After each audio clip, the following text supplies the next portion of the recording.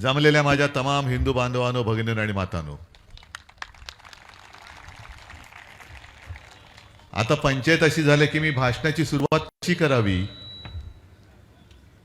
हे आता मिंदे ठरवायला लागलेत. कारण ही माझी भाषणाची सुरुवात मी आपल्या हिंदू हृदय सम्राट शिवसेना प्रमुखांकडून घेतली. आता काही वेळेला हा कुटुंब संवाद मेळावा आहे म्हणून मी जमलेल्या माझ्या कुटुंबातील बांधवांनो, भगिनींनो आणि मातांनो अशी करतो. आणि काल आपण शिवतीर्थावरती इंडिया आघाडीची पहिली जी काय जाहीर सभा घेतली त्याची सुरुवात करताना मी जमलेल्या माझ्या तमाम देशभक्त आणि देशप्रेमी बांधवांनो, भगिनींनो आणि मातांनो अशी केली. आता अशी सुरुवात तुम्हाला पटते की नाही पटत? पटते ना? पण जे नमो सैनिक झालेत, मोदी भक्त झालेत, सत्तेच्या खुर्चीसाठी लाचार झालेत, दिल्लीश्वरांचे बूट चाटतायत, त्यांच्यासमोर शेपूट हलवत आहेत, त्या मेंढ्यांच्या पोटात मुरडा आला. आणि त्यांनी आज कुठेतरी असं म्हटलं की बघा यांची भाषा बदलली. मला त्यांना विचारायचं आहे नमो सैनिकांना आणि मोदी भक्तांना, का हो मोदी भक्तांनो, तुम्ही देशभक्त नाही आहेत का? आम्ही सगळे देशभक्त आहोत ना रे? जरा जोरात सांगा ना. हा, असं असलं पाहिजे. देशभक्ताचा आवाज कसा पाहिजे? जोरात पाहिजे. हे सगळे एवढे आंधळे झालेत मोदी भक्तीपायी की त्यांना फक्त मोदी भक्त एवढंच पाहिजे. आम्ही मोदी भक्त नाही, आम्ही देशभक्त आहोत आणि देशभक्त म्हणूनच राहू. तुम्हाला जी काय चाटुगिरी करायची ती करा, त्याच्याशी आम्हाला देणं घेणं नाही. पण आमच्या देशभक्तीच्या आड याल तर तुम्हाला किती खोल गाडायचं ते आम्ही ठरवू. ठीक आहे, मोदींच्या कृपेने थोडे दिवस काय भोगायला मिळते ते भोगा. कारण आता संजय राऊत यांनी सांगितलं, देवेंद्र फडणवीसांनी कालच जाहीर केलं की मी 2 पक्ष फोडून परत आलो, पुन्हा आलो. त्याच्यामुळे त्यांच्या उपकारासाठी म्हणून तुम्ही माझ्यावर टीका करते तर करा. पण मेंढेना काय आणि इथल्या दोन्ही गद्दारांना मला विचारायचंय की तुम्हाला असं नेमकं काय होतं की जे मी दिलं नव्हतं? कोण होतात तुम्ही? काय होतात तुम्ही? एकाला आमदार केला, एकाला खासदार केला. बरं, इथे त्या हळद प्रक्रिया प्रकल्प पाहिजे म्हणून त्याला मी मंजुरी दिली. मग इथले जे आता संजय तुम्ही काय म्हणाल त्यांचं नाव? हा, भंगार. ते कधीतरी यायचे, साहेब वाचवा वाचवा, पोलिसांची धाड पडते, वाचवा. आता मला काय वाटायचं की आपलं शिवसैनिक आहे, कुठल्या तरी आंदोलनातली काहीतरी केस असेल, काहीतरी एक शौर्याचं काम केलं असेल आणि पोलिसांनी आपलं बाबा पोलिसांच्या लेखी काय कायदा मोडला म्हणजे गुन्हा, मी त्याला वाचवायचो. मला काय माहित हे असा आकडेबाज निघालाय. काही जण मला विचारतात का हो तुम्ही आता त्यांच्यावरती आरोप करताय, गद्दार गद्दार, ईडी सीबीआयच्या इन्कम टॅक्सच्या भीतीने तिकडे गेले. तुमच्यात होते तेव्हा तुम्हाला माहिती नव्हते काय? खरंच नव्हते माहीत. कारण शेवटी शिवसैनिक म्हटल्यानंतर त्याच्यावर विश्वास ठेवणं हे पक्षप्रमुख म्हणून माझं काम होतं आणि आहे. आणि एक सारा शिवसैनिक जर चांगलं काम करत असेल तर त्याला प्रोत्साहन देणं हे माझं काम आहे. पण त्या चांगल्याचा अर्थ त्याच्या अर्थी असे जर का हे म्हणजे आता ते म्हणतात ना आपकी बार, तसे हे गल्ली बोळात बार बार उघडले तर नेमका कोणता बार? आता यांना निवडणुकीत एकच मिळतो, आपटी बार. या सगळ्या बारांना आता आपटी बार म्हणून फोडून टाकायचं. आणि जी फसवणूक माझी झाली, तुमची झाली, तसं पाहिलं तर तुमची मी दिलगिरी व्यक्त करतो. कारण ह्या दोघांनाही उमेदवारी देण्याचं पाप मी केलं होतं. मी केलं होतं ते पाप. आणि यांनी पाठीत नुसता वार नाही केला. जे शिवसेना प्रमुख म्हणायचे की माझ्या पाठीत एवढे वार झाले की आता वार करायला जागाच नाही, यांनी पाठीत नाही वार केला, यांनी शिवसेना नावाच्या आईच्या कुशीवरती वार केलेला आहे. जन्मदातीच्या कुशीवरती वार केलेला आहे. जिने तुला जन्म दिला, जिने तुला मान सन्मान मिळवून दिला, नाहीतर कोण तू होतास? आता आत चढत असतास तुरुंगामध्ये. कुठल्या कुठल्या केसेस, एवढ्या नाना केसेस तुझ्यावरती होत्या, आतमध्ये सडत असतास. तुला शिवसेनेने मोठा केला. शिवसेना ही 4 अक्षर मागे लागली. तुम्हाला पटत होतं किंवा नव्हतं, तुम्ही आदेश म्हणून तुम्ही त्यांना निवडून दिलं. आणि हा उलटा फिरून आपल्याच आईच्या पोटावरती वार करणारी अवलाद, मग ती तिथली खासदार असेल किंवा तिथला खासदार असेल किंवा आमदारही असेल. अनेकदा असं होतं की आपल्यामध्ये असतात तेव्हा कळत नाही, लांब गेल्यानंतर कळतं. कारण मी यांना हालचाल करायला देत नव्हतो तशी. ज्याप्रमाणे मी सर्वांना सांगतोय, आता अंबादास दानवे म्हणाले की कोरोना काळात मी किती काम केलं. संजय राऊतनी सांगितलं, तुम्हाला सगळ्यांना सुद्धा माहिती आहे. या कोरोना काळामध्ये आपण जे काम केलं ते काम हे सगळं विसरून द्यायला होत आहेत. आणि त्या सगळ्या काळामध्ये अनेक कामं अशी होती, जसं शिवभोजन. मी आता अंबादासने म्हटलं, तुम्हाला विचारतोय, गावात शिवभोजन चालू आहे की नाही रे अजून? इकडे नाही म्हणतात, तिकडे हो म्हणतात. आपण 10 रुपयामध्ये गोरगरिबाला पूर्ण जेवण मिळेल अशी सुविधा उपलब्ध करून दिली. कोरोना काळामध्ये 10 रुपयाची थाळी आपण 5 रुपयात केली होती. हे सगळं आपण करत होतो.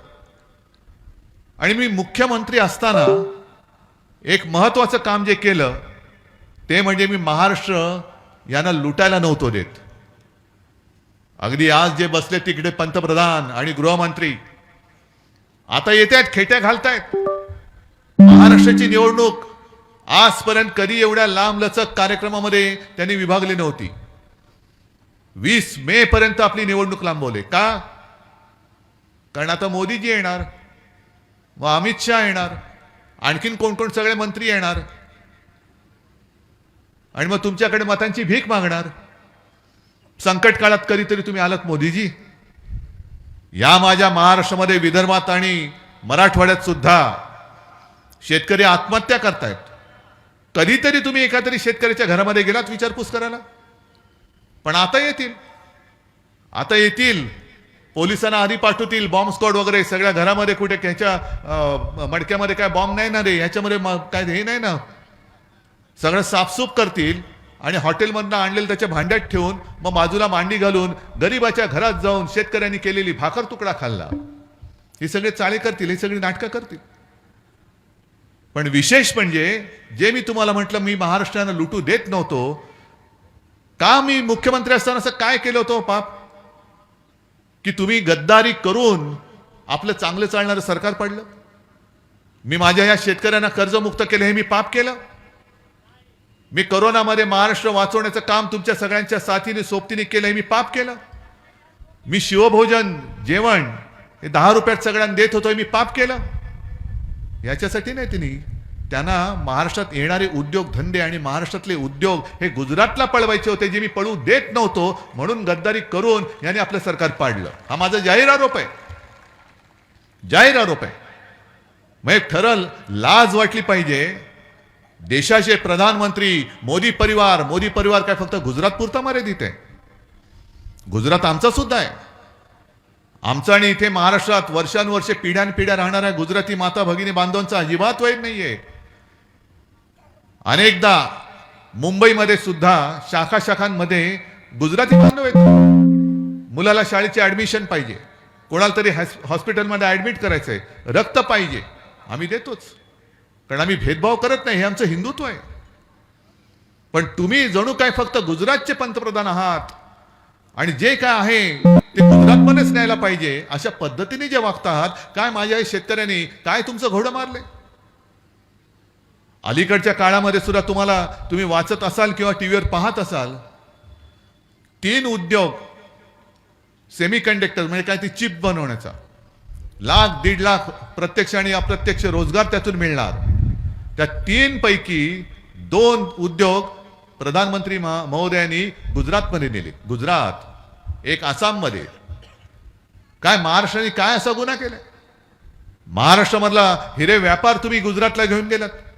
फिल्मफेअर अवॉर्डचं ते फंक्शन तुम्ही गुजरातमध्ये घेऊन गेलात. क्रिकेटची फायनलची मॅच ते सुद्धा गुजरातमध्ये घेऊन गेले. आता अनेक जण म्हणतात, माझा काय त्याच्यावरती विश्वास नाही, म्हणा तुमचा आहे काय कल्पना नाही, की ती मॅच जर का मुंबईत झाली असती तर आपण जिंकलो असतो असं काही जणांचं म्हणणं आहे बाबा.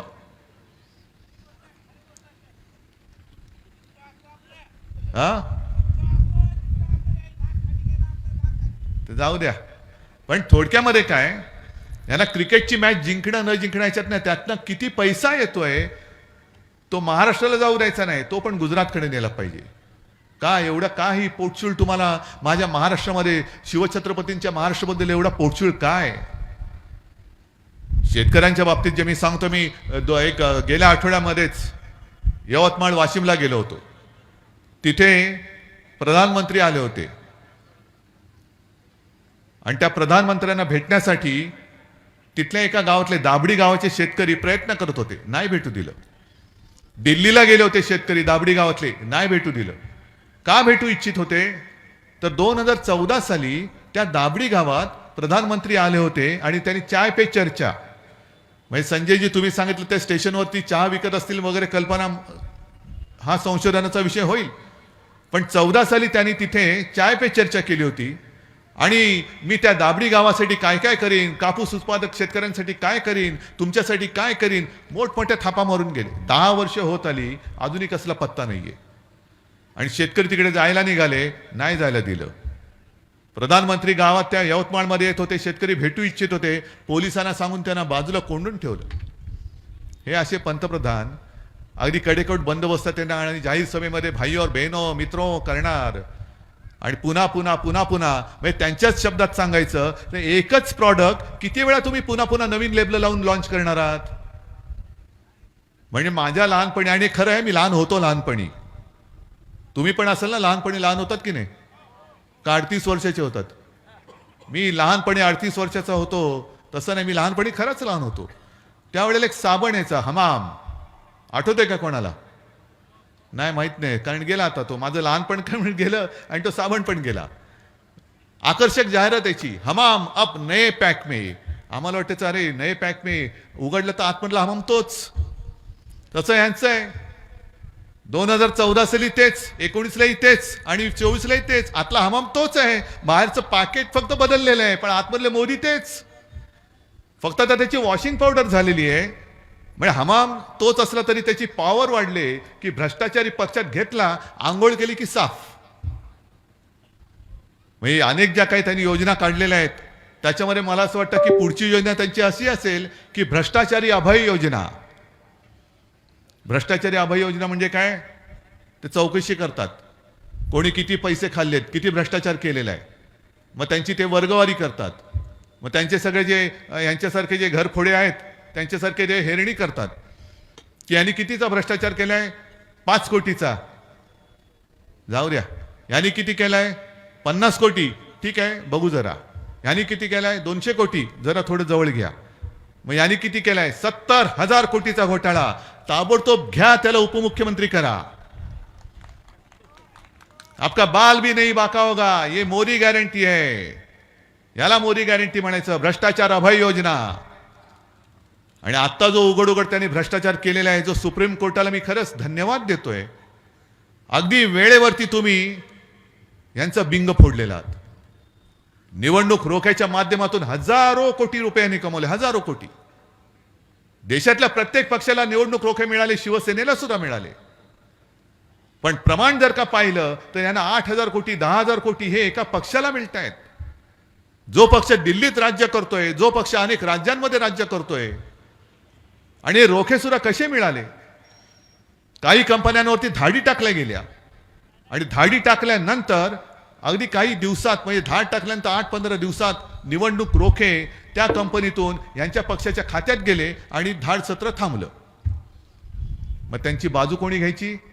तर आपल्या अर्थमंत्री बाई आहेत निर्मला सीतारामन, त्यांनी घेतली. हे म्हणे योगायोग असू शकेल, सरकारने कारवाई केली असेल तर तो सरकारचा अधिकार आहे आणि त्यांनी रोखे दिले असतील तर त्यांची इच्छा आहे.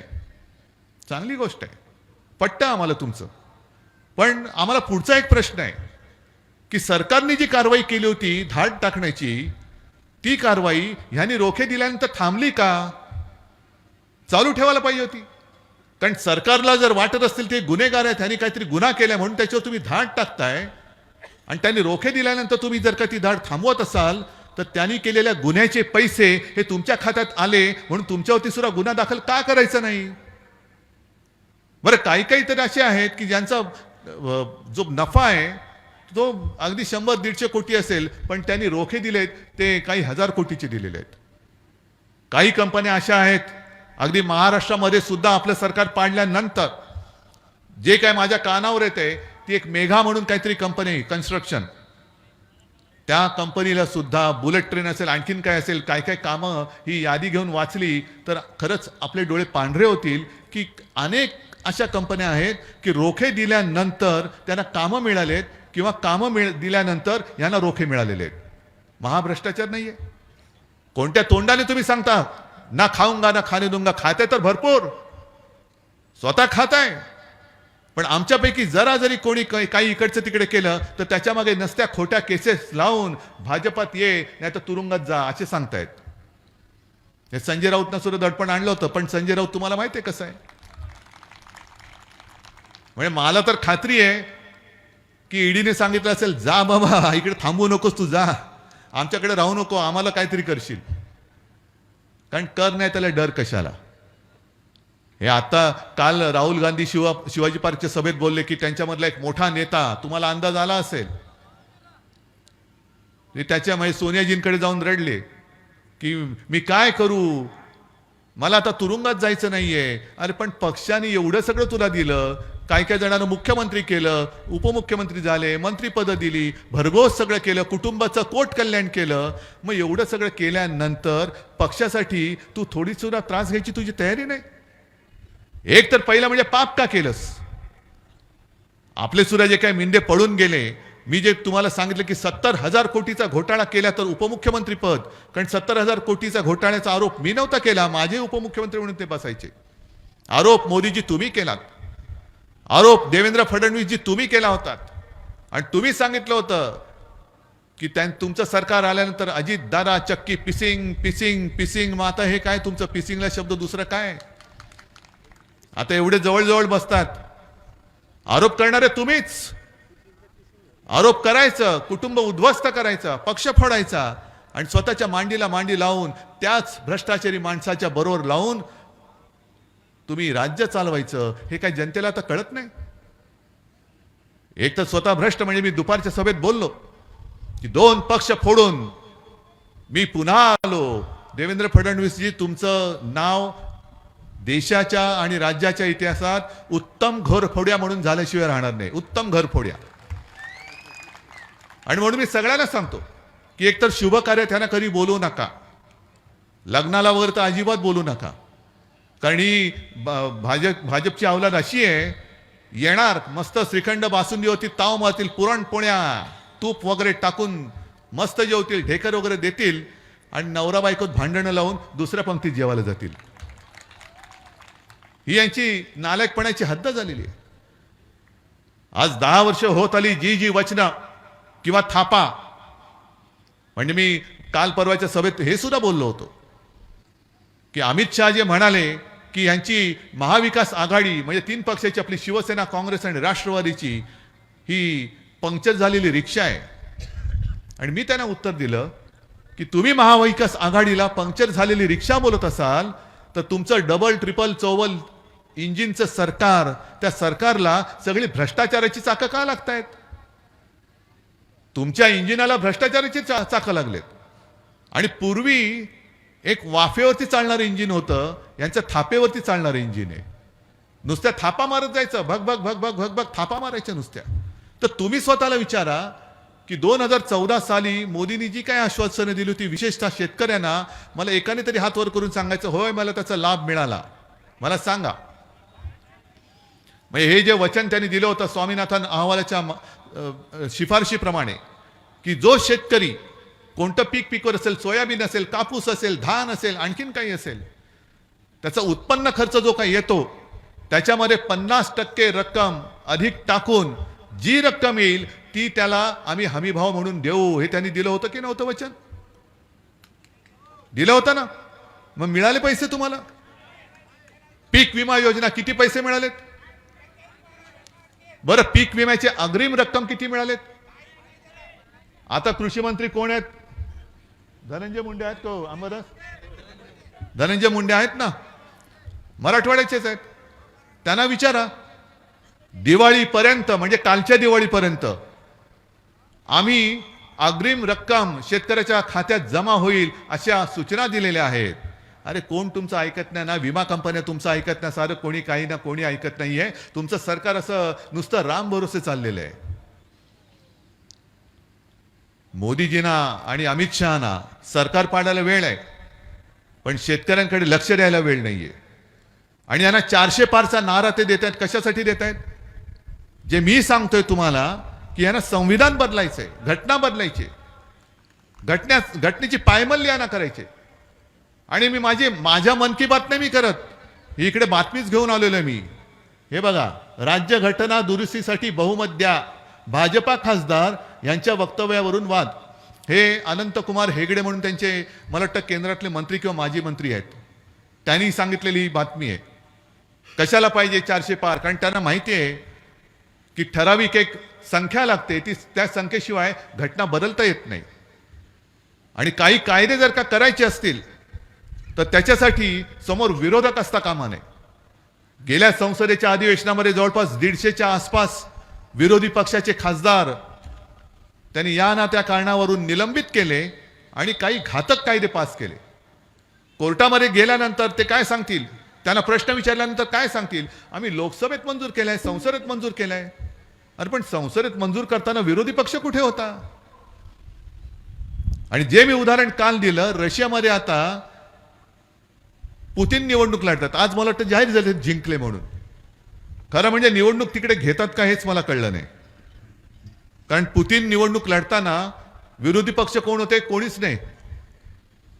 कारण पुतीनच्या समोर कोणाला काही बोलण्याची हिंमतच होत नाही, कारण जो बोलेल तो तुरुंगामध्ये.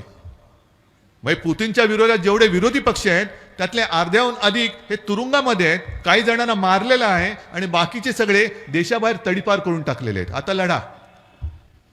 ही अशी परिस्थिती आपल्या देशाची होईल. आज आपण बोलू शकतो, आपण बोलतो आहोत. आणि 2024 हे क्रांतीचं वर्ष आहे. या वेळेला जर का आपण चुकलो आणि त्यांच्या भूलथापामध्ये, जसं 10 वर्ष आपण भुललो, आम्ही भुललो होतो, मी सुद्धा भुललो होतो. आता त्यांचे खायचे दात जे बाहेर आलेत, ज्यांना मी संपूर्ण म्हणजे माझ्या बांधवांना देशभक्त म्हटल्यानंतर तळपायच्या आग मस्तकात जाते. उद्या माझ्या देशाचं नाव बदललं तर तुम्ही काय करणार आहात? एवढ्या 5वी बहुमताच्या जोरावरती त्यांनी देशाचंच नाव बदलून स्वतःच्या नावावर नाव ठेवलं. जसं ज्या स्टेडियममध्ये क्रिकेटची फायनल झाली त्या स्टेडियमचं नाव होतं वल्लभभाई, सरदार वल्लभभाई पटेल स्टेडियम. त्याचं नाव बदलून त्यांनी स्वतःचं ठेवलं ना. पण ते बदलायला काही घटना बदलायची गरज नाही. डॉक्टर बाबासाहेब आंबेडकरांनी लिहिलेली घटना सुद्धा यांना बदलून टाकायची आहे. मग तरी सुद्धा आपण यांच्या सगळ्या भूलथापांना बळी पडून परत परत यांना निवडून द्यायचं. गेल्या वेळेला तुम्ही शिवसेनेचा खासदार निवडून दिलात, मी चालवतो प्रचाराला. आणि तेव्हा मी बोलत होतो की शिवसेनेचा खासदार कशाला, की मोदी पंतप्रधान पाहिजेत. या वेळेला मी सांगतो मोदी अजिबात पंतप्रधान होता कामा नयेत. ज्या मोदीजींना अडचणीत असताना आणि ज्या अमित शहाना अडचणीत असताना हिंदू हृदय सम्राट शिवसेना प्रमुखांनी वाचवलं होतं. मोदीजींचं नाव जेव्हा प्रधानमंत्री पदासाठी भारतीय जनता पक्षाच्या कार्यकारिणीमध्ये सुचवलं गेलं, तेव्हा भारतीय जनता पक्षाच्या व्यतिरिक्त मोदीजींना पाठिंबा देणारा जर पक्ष कोणता असेल तो शिवसेना. आपण त्याला पाठिंबा दिला तर संजय राऊतना मी सांगितलं होतं आणि संजय राऊत तिकडे जाऊन त्यांना गुच्छ देऊन आले होते. म्हणजे एवढं जसे हे गद्दार ज्यांना शिवसेनेने आमदार केलं, खासदार केलं, तरी सुद्धा ते गद्दारी करतायत. आणि मोदीजी, अमित शहा, तुम्हाला सुद्धा असं आम्ही कोणतं पाप केलं होतं? जेव्हा अटल बिहारी वाजपेयी राजधर्म का पालन करना होगा म्हणून मोदीजींना केराच्या टोपलीत टाकायला निघाले होते, तेव्हा संपूर्ण देशात एकमेव हिंदू हृदय सम्राट शिवसेना प्रमुख बाळासाहेब ठाकरे हे मोदीजींच्या पाठी उभे राहिले होते. तर तेव्हा आम्हाला गर्व वाटत होता. आता लाज वाटते.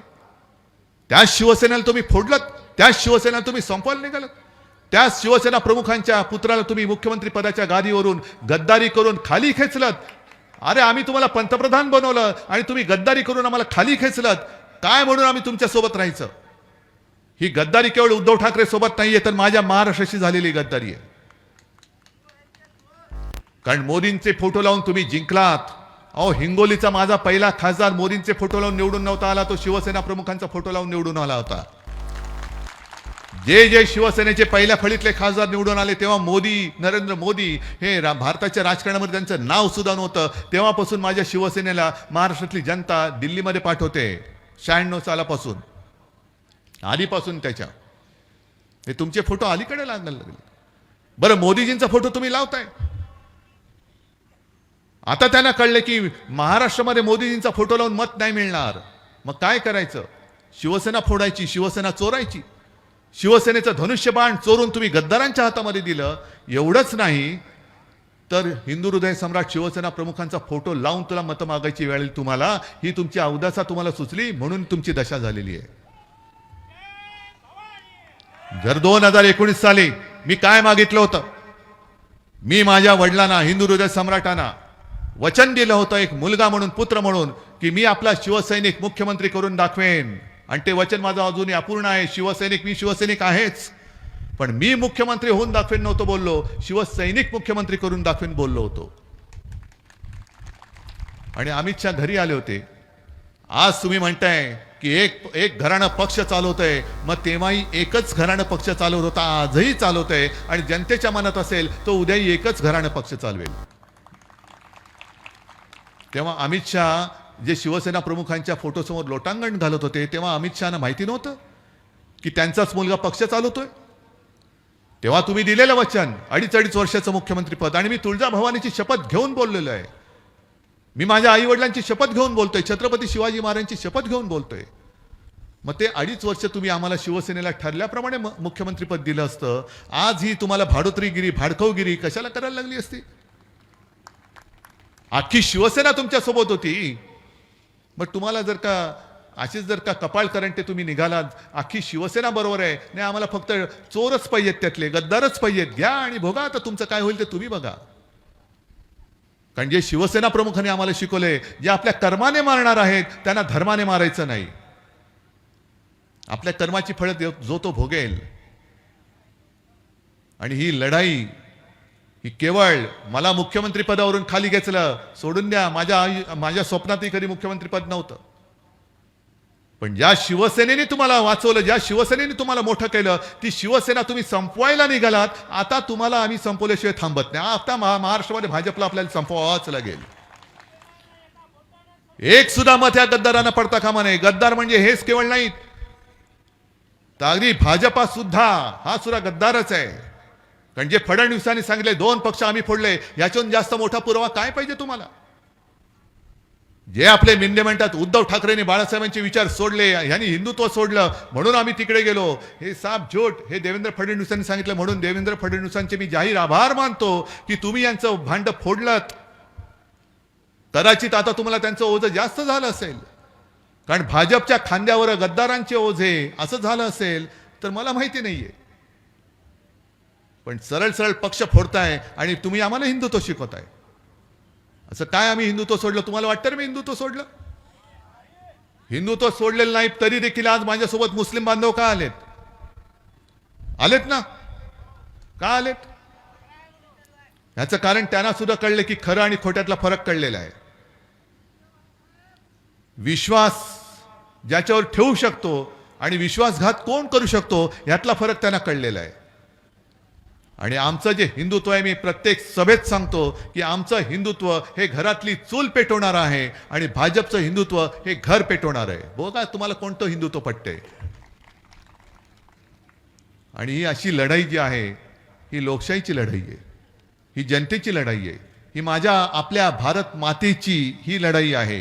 नुसतं भारत माता की जय जे बोलतायत ती लोक, भाडखाऊ जनता पक्ष, भाडोत्री जनता पक्ष, त्यांना भारत माता की जय बोलण्याचा अधिकार नाहीये. कारण एक तर त्यांचा स्वातंत्र्य लढ्यामध्ये एक कणभर सुद्धा सहभाग नव्हता. ना देशाच्या स्वातंत्र्य लढ्यामध्ये होता, ना मराठवाडा मुक्ती संग्रामात होता, ना संयुक्त महाराष्ट्राच्या लढ्यामध्ये होता. कुठेही लढ्यामध्ये हे कधीच सामील झाले नव्हते. स्वातंत्र्यानंतर काही काळ तर ते त्यांच्या कार्यालयावरती आपला तिरंगा सुद्धा फडकत नव्हते. आता यांना देशप्रेमाचं भरता आलेलं आहे आणि आता यांना देशाचं स्वातंत्र्य गिळायचंय. स्वातंत्र्य लढ्यात कधी नव्हते, पण स्वातंत्र्य गिळून तुम्हाला आम्हाला सगळ्यांना गुलाम म्हणून ठेवायचंय. ही गुलामाची हे वारसदार नाही, ते मर्दाचे वारसदार आहे. अरे जो मराठवाडा तेव्हा त्या रजाकाराशी लढला तो तुमच्या हुकुमशाहीला दाद देईल? ही संतांची भूमी आहे, तशी मर्दांची सुद्धा भूमी आहे. आणि म्हणून माझ्या समोर आपल्यातनं तिकडे गेले गद्दार, त्यांच्याबद्दल मला बोलण्याची गरज नाही. तुम्ही त्यांना गाडणार आहात ना. पण संपूर्ण देशाचा ज्यांनी विश्वासघात केलाय त्या भाडोत्री जनता पक्षाचा सुद्धा आपल्याला पराभव करावाच लागेल. जे दिल्लीमध्ये येणाऱ्या शेतकऱ्यांच्या वाटेमध्ये खिळे ठोकतायत, त्यांच्या अंगावरती बंदुका रोखतायत, त्या मोदी सरकारला दिल्लीमध्ये येण्यापासून शेतकऱ्यांना त्यांना रोखावंच लागेल. तुम्ही जर आम्हाला दिल्लीत येण्यापासून रोखत असाल तर माझ्या तमाम शेतकऱ्यांना माझं आवाहन आहे की तुमची आता वेळ आहे. तुम्ही मोदी सरकारला आता दिल्लीत येण्यापासून रोखा. आणि म्हणून एकच विनंती करतोय, वेळ आहे अजून, काही एखादा महिना अजून बाकी आहे. अनेक सगळी प्रलोभनं दाखवली जातील, पैशाचा पाऊस पडला जाईल, अनेक जण येतील, दाढी खाजवतील, काहीच मिळणार नाही त्यातून. पण जे आपलं नातं आहे कुटुंबाचं, जे तुम्ही मला कुटुंब प्रमुख मानतात, त्या एका नात्यातून तुम्हाला तळमळीने सांगतोय.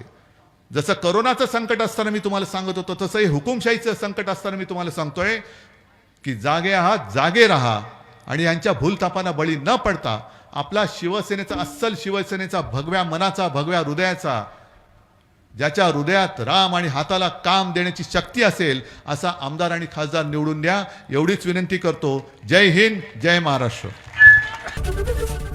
एबीपी माझा, उघडा डोळे बघा नीट.